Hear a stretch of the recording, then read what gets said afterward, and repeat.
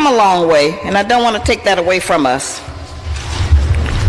But things are getting ready to change. This is really the short crux of what I wanted to tell you tonight. Things are getting ready to change in this country.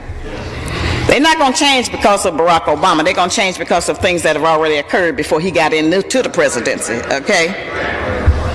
We heading for some hard times. Now, I know we think we have already had hard times. But no, we heading for a different kind of hard times. And we will finally know the answer to what's love got to do with it. Nothing. It's going to be survival. Whole paradigm getting ready to change. As I said, not getting along and fussing with our mates is a luxury. You getting ready to be surprised how good you can get along with somebody. You getting ready to be happier than you ever been. Okay? We're going to have forced unity. Our priority lists are going to shorten. And we're going to find out that we can really survive with our own fingernails. We're going to fix our own hair. We're going to eat beans more than we ever have ate them. Okay? And we're going to be happy. We're going to be praying. We're getting ready to deal. And words like keeping it real going to take on a whole new meaning. Okay? We have to be able to be ready for this time that's coming. We need to cut our spending some. All that time in the club, we need to try to stay home at night and see if it really will run us crazy. We're going to have to get our sisters off the street hanging out all night. We're going to have our brothers stop killing the rest of our people who are on the street with drugs. And if you got any guns, you better save them for your real enemy.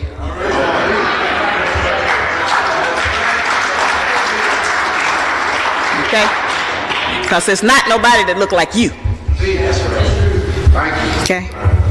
We're going to have to prepare for the day of want, which is coming quickly. Okay? And all the brand name clothes you got, you will be willing to sell them for a loaf of bread. That's going to be the real relationship. As I said, not getting along, it's a luxury. And the time is up now. Now, you know, many of us are already out of work. We have somewhat adjusted to it, so we're ahead of the curve. But now you got a lot of people out here who getting ready to get out of work and getting ready to lose their houses, their cars, their credit cards, and all those things, and they're going to have a hard time. And they might be ready to take that frustration out on you.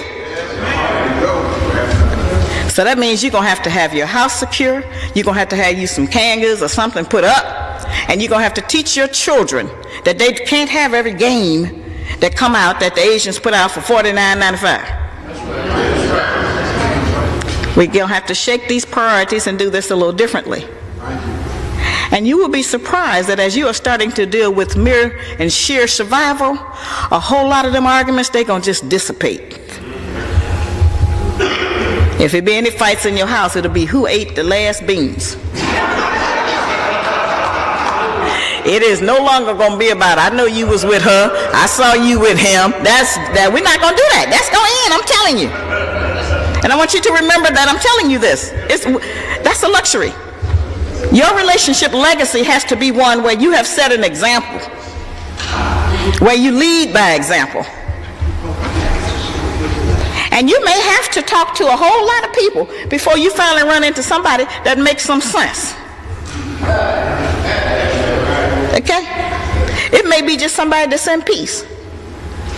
Because sometimes when a man especially is with a woman who is in peace, then he can produce more. He has the spirit to go out and try to do something. But you can't nag no man in the ground and then expect him to go out and want to give you nothing. It don't work that way. I know. And I know the same way you know.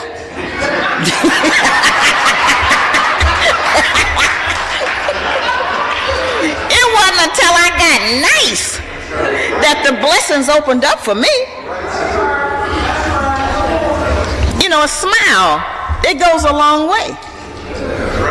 Our man been out in the world, everybody he met been mad at him, hating him, dogging him, and then when he come home, what man want to come home to another house where somebody else mad? And he can't get away from us. He on the street, he got to pass them on the job. But when he come home, you know, just a smile. That's supportive. That's helpful. That's how to have a man.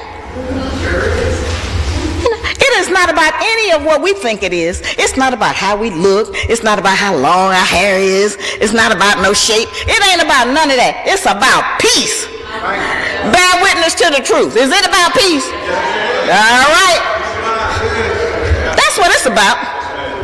And if you can't learn how to practice peace, it don't matter what kind of hairstyle you got, what kind of clothes you got, what kind of credit cards you got, what kind of job you have. None of that don't matter if you don't know how to have peace for a man.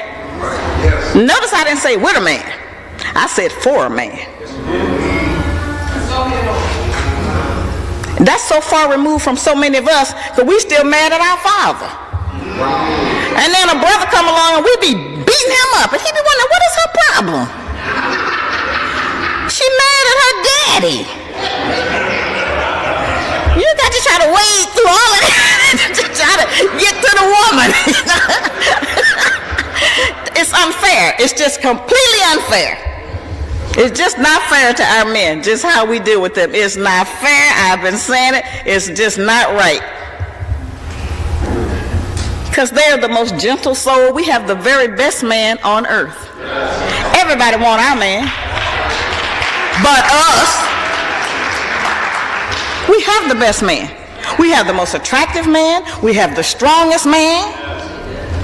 We have the most creative man. They don't keep our man out because he bad. They keep him out because he the best. And they know any little thing he get in, including the presidency, if he get in it, he in it to win it.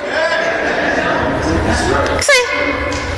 So we need to recognize who that is. The black man was the first man on earth.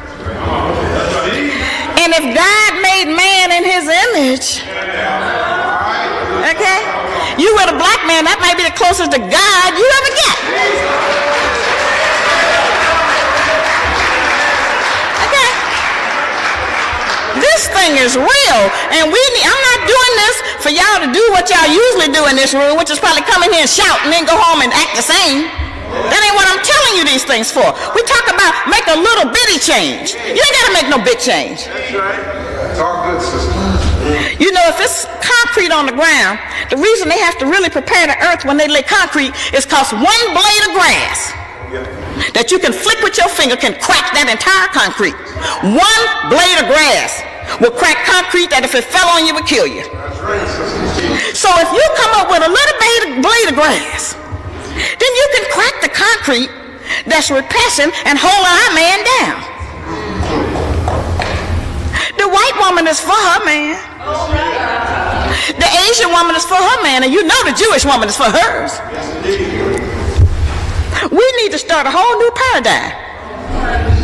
Let's speak a good word for our man. Let's don't let nobody just come down on him. I have been in elevators. It'd be a brother in the elevator, and a white man be in the elevator, and the white man will ask a question, and every sister in there turn around and start answering. You know, I don't. My position is I ain't the information booth. You know, but I've seen that. I've seen sisters walk past a brother and just won't even speak to him. That ain't right. That's not right. Teach. Talking good. You know, we have to do this thing differently. We have to make our man want to be with us, want to come home to us. And we also have to recognize that just like he's beautiful to us, he's beautiful to everybody else that see him. Okay? We don't have no lockdown on him being wonderful. This is just how it is. They're all beautiful. I know millions of them. And each of you have something wonderful in you that's waiting to come out if you can get past your relationship with your mother and with those other women you've had. See, we got all of that is in there. It's all in there. It's all buried. It's repressed. But it ain't that deep because of one little scratch. You know how we argue with them. We be having a real hot argument. And then next thing we know, we talking about their family, their roots, their feet, everything. You know, we just do it unfairly because we so ready with it, you know. We so pent up. We ready to fight it out. And we can't win. Even when we win, we lose. So we want to try to just be kind to each other and try to do that differently. We need to protect our children. Here's something that sisters we can do. Protect our children from future back pain for our men, and from our little girls from having a weak uterus. The book bags they're carrying should not be any more than 25% of their weight. These books that they're giving them in the school, that they're not teaching them out of anyway, sometimes weigh 30 and 40 pounds. That's too much. Check your child's book bag. There's a project for you. Go home and see, and if that book bag is too heavy, get to the school and demand that the teacher carry the book bag around all day. See what they think about it. Because it's really injuring our children. We have to protect our children from premature sexual arousal. Now that's very important. Stop letting them look at all of them filthy sexual innuendo movies and videos and all of that. Little children can't handle those emotions. And unfortunately, our men have not been able to develop the kind of discipline that keeps them from hitting on young girls. So we have to teach the children how to at least dress and function in a certain way to try to protect themselves. This is something that we don't address that we need to do. We need to recognize that the people who are telling us now to date other men of other races and nationalities, they're not really for us, sisters. See, other men in other races and nationalities have always had access to us. That ain't new. Usually by force. Okay? So we not only insult ourselves, we insult our men. We insult God who made our men by trying to be with some other nationality of people and pretend you somebody else. You got to deal with self.